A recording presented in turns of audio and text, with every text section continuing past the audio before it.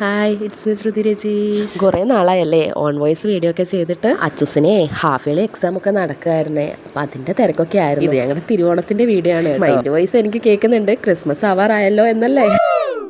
ഇപ്രാവശ്യത്തെ ഓണം എന്ന് വെച്ചാൽ കുറച്ച് തിരക്കിടിച്ച ഓണമാണ് കേട്ടോ.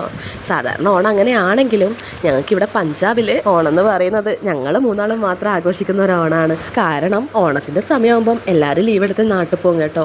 അച്ചൂസിന് എക്സാം ഉള്ളതുകൊണ്ട് ഞങ്ങൾക്ക് പോകാനും പറ്റത്തില്ല.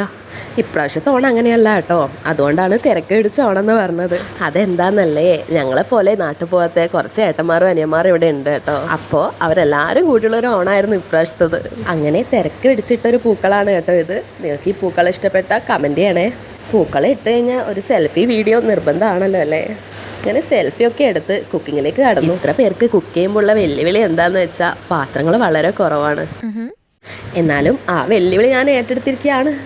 ആർക്കോ വേണ്ടി തിളക്കുന്ന സാമ്പാറാണ് കേട്ടോ അടുപ്പത്തിൽ കാണുന്നത്. എൻ്റെ ഈ 2 അസിസ്റ്റൻസും ഹെൽപ്പ് ചെയ്യാൻ കൂടി ഉണ്ട്. പാർട്ടുകളായിട്ടാണ് കേട്ടോ ഞാൻ ഈ ഓണത്തിൻ്റെ വീഡിയോ ഇടുന്നത്. അപ്പം അടുത്ത പാർട്ട് കാണാം. ബൈ.